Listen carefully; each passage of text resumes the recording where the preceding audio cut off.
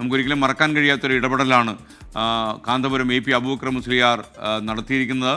അദ്ദേഹം ഇപ്പോഴും അദ്ദേഹത്തിൻ്റെ ശ്രമങ്ങൾ തുടരുകയാണ്. ദയാധനം സ്വീകരിച്ച് മാപ്പ് നൽകി വധശിക്ഷയിൽ നിന്ന് ഒഴിവാക്കണമെന്നും മോചനം നൽകണമെന്നുമാണ് ഇപ്പോഴുള്ള ഇരുന്ന ആവശ്യം. ബൽറാം നെടുങ്ങാടി ഡൽഹിയിൽ നിന്ന് ചേരികൂടി ചെയ്യുന്നു. ബൽറാം, വിശദാംശങ്ങൾ.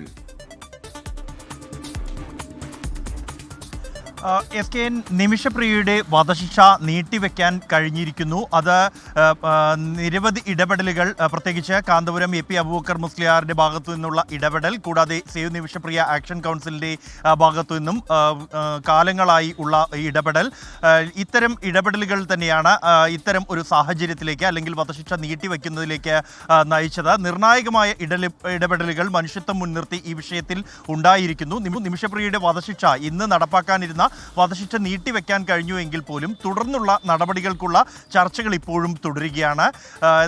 നിമിഷപ്രിയയുടെ വധശിക്ഷ അത് റദ്ദാക്കുകയും നിമിഷപ്രിയയെ മോചിപ്പിച്ച് തിരികെ കൊണ്ടുവരികയും എന്നൊരു ലക്ഷ്യം വെച്ചുള്ള ചർച്ചകളാണ് പുരോഗമിക്കുന്നത്. ആദ്യഘട്ടം വിജയിച്ചിരിക്കുന്നു. എന്നാൽ ഈ വിഷയത്തിൽ ഇപ്പോഴും നയതന്ത്ര തലത്തിലുള്ള ഇടപെടലുകളും മുന്നോട്ട് പോവുകയാണ് എന്നാണ് കേന്ദ്ര സർക്കാർ വിശദീകരിക്കുന്നത്. കേന്ദ്ര വിദേശകാര്യ മന്ത്രാലയം ഇതുമായി ബന്ധപ്പെട്ട അനൗപചാരികമായ ചില ചർച്ചകൾ നടന്നു വരുന്നു എന്നാണ് അറിയിക്കുന്നത്. നേരിട്ട് ഉദ്യോഗസ്ഥ തലത്തിൽ ഇടപെടാൻ കഴിയാത്ത സാഹചര്യം ഒരു എംബസി ഇല്ലാത്തതോ അല്ലെങ്കിൽ കോൺസുലേറ്റ് ഇല്ലാത്തതിനെ തുടർന്നോ ഉണ്ടായിട്ടുണ്ട് എങ്കിൽ പോലും യമനി പൗരന്മാരെ തന്നെ ഉൾപ്പെടുത്തിക്കൊണ്ട് അവരെ പ്രതിനിധികളാക്കിക്കൊണ്ടുള്ള ഒരു ശ്രമമാണ് മുന്നോട്ട് പോകുന്നത് എന്നാണ് കേന്ദ്ര സർക്കാർ വ്യക്തമാക്കുന്നത്. അതേസമയം മറ്റ് ചർച്ചകൾ, ഈ വിഷയത്തിലുള്ള വ്യക്തിപരമായ ഇടപെടലുകൾ ഈ വിഷയത്തിൽ ഏറെ മുന്നോട്ട് പോകുന്നുണ്ട് എന്നാണ് നമുക്ക് ലഭ്യമാകുന്ന വിവരം. കൊല്ലപ്പെട്ട ഈ യമനി പൗരൻ തലാൽ അബ്ദു മഹദിയുടെ കുടുംബാംഗങ്ങളുമായി നേരിട്ട് ചർച്ച ചെയ്യുകയും അവരെ അനുനയിപ്പിച്ച് ദയാധനം സ്വീകരിച്ചുകൊണ്ട് മാപ്പ് നൽകുന്ന ഒരു സാഹചര്യത്തിലേക്ക് എത്തിക്കുക എന്നുള്ളതാണ് ഈ ചർച്ചകളിലൂടെ ലക്ഷ്യം വെക്കുന്നത്.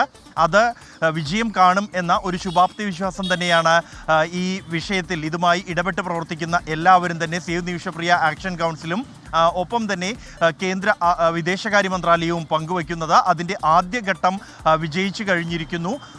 ഇനി തുടർന്ന് ഉള്ള ചർച്ചകൾ ഫലം കാണും എന്നാണ് ഒരു പ്രതീക്ഷ വച്ചു പുലർത്തുന്നത്. ഏറെ ശുഭാപ്തി വിശ്വാസം ഈ വിഷയത്തിൽ വച്ചു പുലർത്തുന്നുണ്ട്. പ്രത്യേകിച്ച് വെള്ളിയാഴ്ച കേന്ദ്ര സർക്കാർ ഈ വിഷയത്തിലുള്ള സ്ഥിതിവിവര റിപ്പോർട്ട് സുപ്രീം കോടതിയിൽ സമർപ്പിക്കേണ്ടതുണ്ട്. അത് ഈ വധശിക്ഷ നീട്ടിവെക്കാൻ കഴിഞ്ഞത് അടക്കമുള്ള വിവരങ്ങൾ ആ റിപ്പോർട്ടിൽ ഉൾപ്പെടുത്തുമെന്നാണ് കേന്ദ്ര വിദേശകാര്യ മന്ത്രാലയവുമായി ബന്ധപ്പെട്ട നമുക്ക് ലഭ്യമാകുന്ന വിവരം. SKN.